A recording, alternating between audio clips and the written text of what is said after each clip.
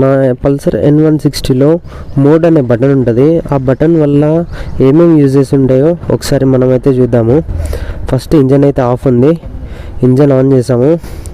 First trip ఏ, ఆ తర్వాత trip B, తర్వాత సెట్టింగ్స్ ఉంటాయి. ఈ సెట్టింగ్స్లో DTA డిస్టెన్స్ టు MTA ఎంత రేంజ్ వరకు అయితే మనము వెళ్ళగలమో ఈ డిస్టెన్స్ టు MT అనే ఫీచర్ ద్వారా తెలుసుకోవచ్చు. మోడ్ అనే బటన్ ఉంటుంది కదా, అది లాంగ్ ప్రెస్ చేసుకొని పట్టుకోవాలి.